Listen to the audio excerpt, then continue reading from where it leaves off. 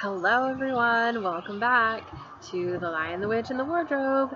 Today is chapter 6, Into the Forest. So because I'm recording this chapter back to back with chapter 5, I'm going to try my accent again, see how I feel about it. I feel really vulnerable. I don't know why when I do it. I don't know. Maybe it's just, I don't know. I just want it to seem credible and not distracting. And then, so before we start, I'm just going to read another little quote. So the quote I read last time was from an essay by C.S. Lewis called It All Began with a Picture, where someone asked him how he came up with the idea for the Narnia books. And he said he just had this picture in his mind of a fawn carrying parcels in a snowy wood. And that's kind of how The Lion, the Witch, and the Wardrobe came into being. And then he said the rest of the stories kind of came into being as soon as he thought of the character of Aslan. Aslan kind of pulled the Lion, the Witch, and the Wardrobe story together, and then the other 6 Narnia books just kind of followed after that. He just kind of wrote sequel after sequel, and anyway, but he said, so you see that, in a sense, I know very little about how this story was born. That is, I don't know where the pictures came from, and I don't believe anyone knows exactly how he makes things up. Making up is a very mysterious thing.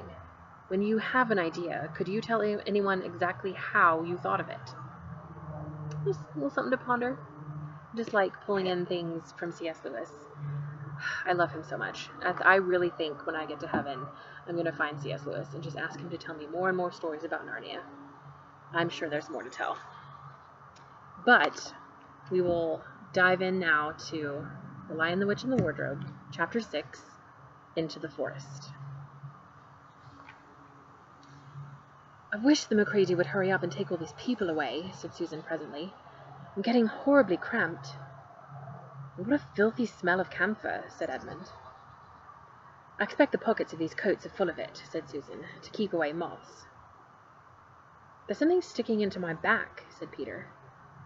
And isn't it cold, said Susan. Now that you mention it, it is cold, said Peter. And hang it all, it's wet too. What's the matter with this place? I'm sitting on something wet, it's getting wetter every minute. He struggled to his feet. Let's get out, said Edmund. They've gone. Oh, said Susan suddenly, and everyone asked her what was the matter. I'm sitting against a tree, said Susan. And look, it's getting light, over there. By Jove, you're right, said Peter. Look there, and there, it's trees all round, and this wet stuff is snow. Why, I do believe we've got into Lucy's wood after all. And now there was no mistaking it, and all 4 children stood blinking in the daylight of a winter day. Behind them were coats hanging on pegs. In front of them were snow-covered trees. Peter turned at once to Lucy. I apologize for not believing you, he said. I'm sorry. Will you shake hands? Of course, said Lucy, and did. And now, said Susan, what do we do next? Do, said Peter. We'll go and explore the wood, of course. Ugh, said Susan, stamping her feet. It's pretty cold. What about putting on some of these coats? They're not ours, said Peter doubtfully. I'm sure nobody would mind, said Susan. It isn't as if we wanted to take them out of the house. We shan't even take them out of the wardrobe. I never thought of that, Sue, said Peter. Of course, now you put it that way, I see. No one could say you had bagged a coat as long as you leave it in the wardrobe where you found it. And I suppose this whole country is in the wardrobe. They immediately carried out Susan's very sensible plan. The coats were rather too big for them, so that they came down to their heels and looked more like royal robes than coats when they had put them on. But they all felt a good deal warmer, and each thought the others looked better in their new get-ups and more suitable to the landscape. We can pretend we're Arctic explorers, said Lucy. This is going to be exciting enough without pretending, said Peter, and he began leading the way forward into the forest. There were heavy darkish clouds overhead, and it looked as if there might be more snow before night. I say, said Edmund presently, oughtn't we to be bearing a bit more to the left, that is, if we are aiming for the lamp-post? He had forgotten for the moment that he must pretend never to have been in the wood before. The moment the words were out of his mouth, he realized that he had given himself away. Everyone stopped. Everyone stared at him. Peter whistled. "So you really were here," he said. "That time Lou said she'd met you in here.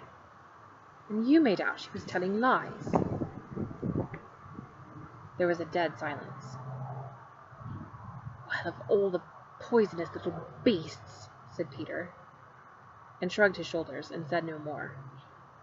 There seemed indeed no more to say, and presently the four resumed their journey. But Edmund was saying to himself, "I'll pay you all out for this, you pack of stuck-up, self-satisfied prigs." "Where are we going, anyway?" said Susan, chiefly for the sake of changing the subject. "I think Lou ought to be the leader," said Peter. "Goodness knows she deserves it. Where will you take us, Lou?" "What about going to see Mr. Tumnus?" said Lucy. "He's the nice fawn I told you about." Everyone agreed to this, and off they went, walking briskly and stamping their feet. Lucy proved a good leader. At first she wondered whether she would be able to find the way, but she recognized an odd-looking tree on one place and a stump in another, and brought them on to where the ground became uneven, and into the little valley, and at last to the very door of Mr. Tumnus's cave. But there a terrible surprise awaited them. The door had been wrenched off its hinges and broken to bits. Inside, the cave was dark and cold, and had the damp feel and smell of a place that had not been lived in for several days. Snow had drifted in from the doorway and was heaped on the floor, mixed with something black, which turned out to be the charred sticks and ashes from the fire. Someone had apparently flung it about the room and then stamped it out. The crockery lay smashed on the floor, and the picture of the fawn's father had been slashed into shreds with a knife. "This is a pretty good washout," said Edmund. "Not much good coming here." "What is this?" said Peter, stooping down. He had just noticed a piece of paper which had been nailed through the carpet to the floor. "Is there anything written on it?" asked Susan. "Yes, I think there is," answered Peter, "but I can't read it in this light. Let's get out into the open air." They all went out in the daylight and crowded round Peter as he read out the following words. "The former occupant of these premises, the Fawn Tumnus, is under arrest and awaiting his trial on a charge of high treason against Her Imperial Majesty, Jadis, Queen of Narnia, Chatelaine of Cair Paravel, Empress of the Lone Islands, etc., also of comforting her said Majesty's enemies, harboring spies, and fraternizing with humans. Signed, Maugrim, Captain of the Secret Police. Long live the Queen." The children stared at each other. "I don't know that I'm going to like this place after all," said Susan. "Who is this Queen, Lou?" said Peter. "Do you know anything about her?" "She isn't a real queen at all," answered Lucy. "She's a horrible witch, the White Witch. Everyone, all the wood people, hate her. She has made an enchantment over the whole country so that it is always winter here, and never Christmas." "I wonder if there's any point in going on," said Susan. "I mean, it doesn't seem particularly safe here, and it looks as if it won't be much fun either. And it's getting colder every minute, and we brought nothing to eat. What about just going home?" "Oh, but we can't, said Lucy suddenly. "Don't you see? We can't just go home, not after this. It is all on my account that the poor fawn has got into this trouble. He hid me from the witch and showed me the way back. That's what it means by comforting the Queen's enemies and fraternizing with humans. We simply must try to rescue him." "A lot we could do," said Edmund, "when we haven't even got anything to eat." "Shut up, you," said Peter, who was still very angry with Edmund. "What do you think, Susan?" "I've a horrid feeling that Lou is right," said Susan. "I don't want to go a step farther, and I wish we'd never come. But I think we must try to do something for Mr. whatever his name is. I mean the fawn." "That's what I feel too," said Peter. "I'm worried about having no food with us. I'd vote for going back and getting something from the larder, only there doesn't seem to be any certainty of getting into this country again when once you've got out of it. I think we'll have to go on." So do I, said both the girls. If only we knew where the poor chap was imprisoned, said Peter. They were all still wondering what to do next, when Lucy said, Look, there's a robin with such a red breast. It's the first bird I've seen here. I say, I wonder, can birds talk in Narnia? It almost looks as if it wanted to say something to us.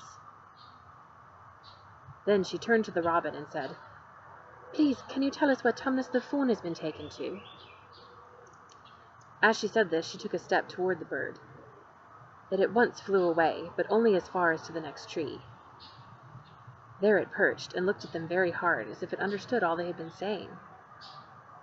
Almost without noticing that they had done so, the 4 children went a step or 2 nearer to it. At this, the robin flew away again to the nearest tree, and once more looked at them very hard. You couldn't have found a robin with a redder chest or a brighter eye. Do you know, said Lucy, I really believe he means us to follow him. I have an idea he does, said Susan. What do you think, Peter? Well, we might as well try it, answered Peter. The robin appeared to understand the matter thoroughly. It kept going from tree to tree, always a few yards ahead of them, but always so near that they could easily follow it. In this way it led them on slightly downhill. Wherever the robin alighted, a little shower of snow would fall off the branch. Presently the clouds parted overhead, and the winter sun came out, and the snow all around them grew dazzlingly bright.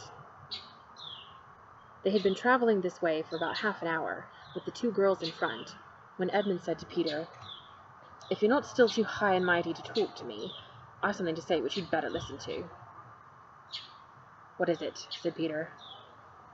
Hush, not so loud, said Edmund. It's no good frightening the girls. But have you realized what we're doing? What? Said Peter, lowering his voice to a whisper. We're following a guide we know nothing about. How do we know which side that bird is on? Why shouldn't it be leading us into a trap? That's a nasty idea. Still, a robin, you know. They're good birds in all the stories I've ever read. I'm sure a robin wouldn't be on the wrong side. If it comes to that, which is the right side?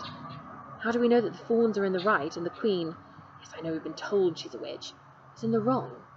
We don't really know anything about either. The fawn saved Lucy. He said he did, but how do we know? And there's another thing too. Has anyone the least idea of the way home from here? Great Scott, said Peter. I hadn't thought of that. No chance of dinner either, said Edmund. That's chapter 6. Join us next time for chapter 7, A Day with the Beavers. Hopefully no bugs will fly right into my face this time. See you next time.